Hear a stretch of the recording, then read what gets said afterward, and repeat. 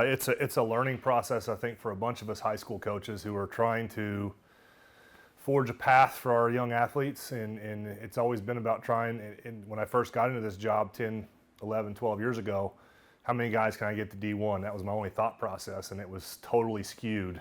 And so having played D1 in professional baseball, I thought every kid was going to have that same path. There's lots of changes coming. Talking to Coach Holliday, I've talked to Coach Butler at OU. There's some coaches I've got a chance to speak to about the scholarship stuff, and they're talking about D1 baseball going to 34 scholarships. Well, you instantly think that fixes all these coaches' problems. Well, the first thing they got to think about is the funding they have to get 34 scholarships. Most of them don't have it right away. They've got to build up to 34. Like they're going to go from 11.7 to 15 to 18 to 25 to maybe in a 3 to 5 to 10 year span have that 34 scholarship money. But your big time schools with the huge football schools and with a huge amount of money, your big power schools are going to have the early advantage because they're going to be able to get those probably first, where your middle of the road, your middle of the pack teams are going to have to play catch up once again. I think it's got to be a big time concern for them. It doesn't change, I think, a lot of the high school coaches' processes, because I think your alpha baseball players, football players, basketball players, those guys that are Division I level baseball players especially, they're going to have those opportunities still. The college coaches aren't going to stop recruiting those big time high school players, especially when you look at the state of Oklahoma and the amount of kids that are, one, getting drafted, two, having these opportunities to go play at OSU, Arkansas, Tennessee, Oral Roberts, OU, all around us, TCU, Texas Tech, Kansas State, Kansas. There's so many good baseball schools around us. They're still going to recruit their high school kids, but with the portal the way it is and being able to get a guy who's had a full year or maybe two of collegiate level baseball under their belt versus a high school kid coming in who doesn't know quite the ropes yet, has maybe faced 5 really, really strong arms in a spring season at high school, where they're going to face that arm every single game, Wednesday, Thursday, Friday, Saturday, Sunday. It's 90 plus every time. They want a guy with experience right away. And so I think it changes the landscape of which kids they recruit and how they recruit them. And then, the loyalties to the program. It's hard to look at those guys and understand that not only are they recruiting their high school guys, but they're having to re-recruit their players they're sending off into summer ball. When you go to Cape Cod and you go to Alaska or California and play summer leagues with some other college coaches, I would assume there's probably some tampering going on, and saying, well, what are you getting at OSU or OU or Wichita State? Well, we can do this in the SEC, or we can do this in the Big Ten once you come play for us. You can't tell me that's not going on. But it's definitely something I've had to learn to deal with, because you interviewed my guys today, and I've had 2 Division I guys. I have a D2 guy, and I have several JUCO opportunities for all these kids, and they're getting ready to go into a world, into a shark-infested waters at every level. And you hope that you can navigate them towards the best family decision for them and their skill level. Huge impact, especially for those kids, because I came from Iowa City and I had a good GPA, but I wasn't going to qualify for any academic help at the college level. And there's a lot of my student athletes, when they go, they're getting baseball scholarships, but they're also getting some academic scholarships too to match it. So a school like OSU or OU can come get a guy from Choctaw and give him a 60% scholarship because he knows the other 40% is going to be covered by his academics. Well, now if you got a student athlete who maybe is a C student, doesn't do that well in math, you have to be able to give them that higher opportunity to get a higher scholarship to help them pay for everything that's out there. Students don't, I think, understand the cost of living, the cost of books, the cost of food per week, all these costs that are attributed. It would have been sure nice as a college baseball player at OSU, and I got 3 years under my belt, started as a true freshman, to not been on a 72% scholarship, to have been on a 90% or 100% scholarship, So to see that it's going to go that route, and that baseball players are going to get that part of the funding where football's the king. We understand that. Everyone does. If they don't understand that, then they don't really know what's going on out there. That they've got 120 scholarships for 22 positions on the field, plus your kickoff team, your special teams.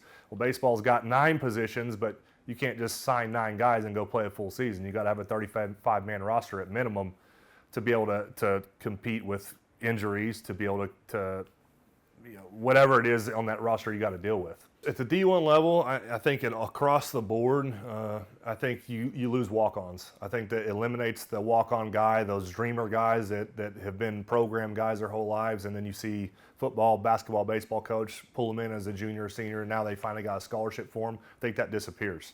I think you literally now in the next 5 to 10 years see just scholarship guys. You don't see that humble kid trying to make it and just being a part of the team and doing the extra work.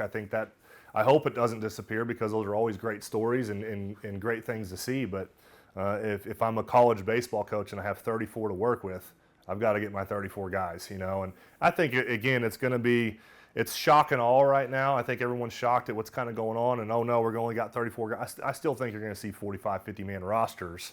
I think it's going to be, come January when they get into baseball season, they're going to probably have to list their 34 guys, and maybe they have some guys in the background that are still part of the team, that could get called up, almost treat it like a minor league system, something like that. But because there's so much unknown with them just saying, hey, we're doing this for you. You're going to go from 11.7 to 34. Here you go. Leave us alone, that type of deal. I think there's too many unknowns still to be able to say, well, that's what it's going to be. I think you're looking at a 10-year process, not just a check box, here it's done, here's your scholarships, go get them. I just think it's going to be I think you're going to see probably the most historical change in college athletics across the board, with the NIL, with the scholarships, with everything that's going on. It's essentially going to be a minor league system with contracts year to year and stuff. I don't want my players, like I said before, being scared to chase their dreams and to go after it. If these big, powerful schools are going to come recruit them, I say go for it. And again, you have the ability to fall back on some different things because of your skill level. You're really, really talented.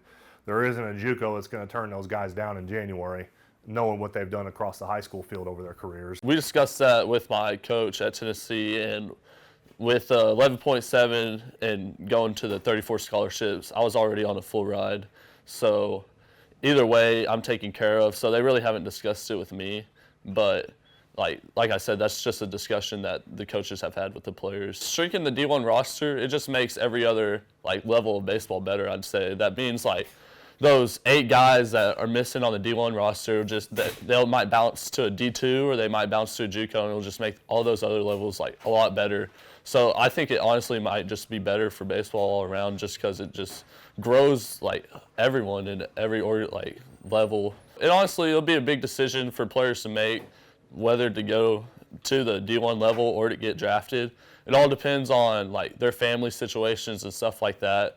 And just trusting in God and whatever God has on your heart at that time. I mean, that's what to do. You can't really second guess it. Like I said, it's not about money.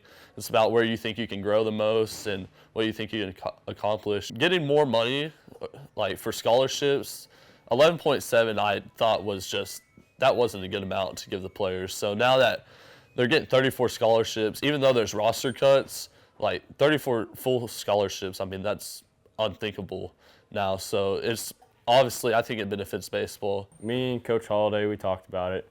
When I went there initially, my first time, I had 75%, and then after last season, we kind of moved it up, and they ended up giving me a full ride. So that really wouldn't affect me right now, but some of the other kids, I mean, next year, next class, that's really going to help everybody. It's helped a lot of them tremendously, with the money side and coming in.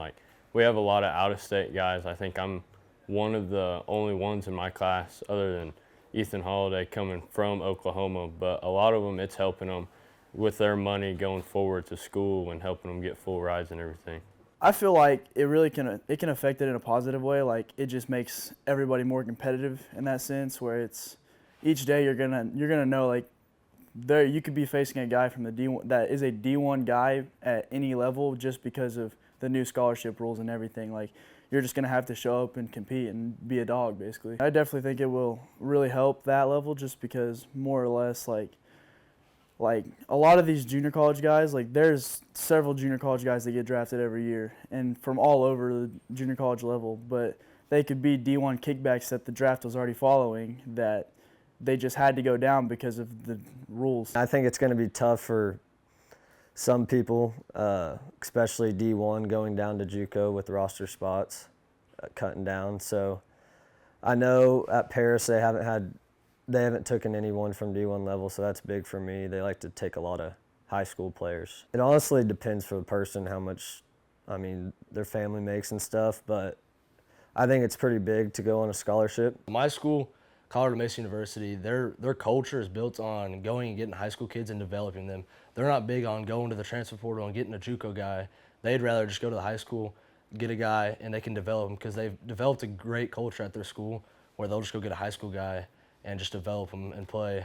So I think maybe right now they've got 2 JUCO guys that they've recruited in my class. Yeah, it definitely will. It'll definitely help every single level of college baseball because these D1 guys that are D1, right?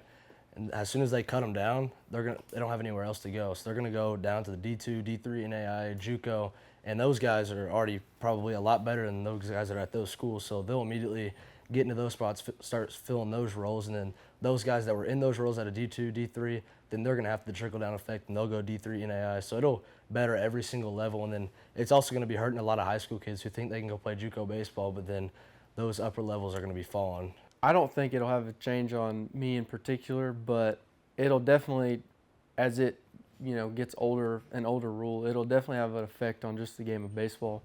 Because like everybody else has said, you're going to have dogs at every level that they are D1 guys, but they were just one too short of taking that scholarship from somebody else, and so they're going to have to go get a scholarship somewhere a level down or so, which there's nothing wrong with that, but they're just going to be dogs at every level and make baseball a lot more competitive. I feel like if you're a good enough player, you can go play 2 years and then still be able to transfer somewhere and make the most out of your 2 years at the D1 level and not necessarily have that 3 or 4, that extra 2 years at the D1 level.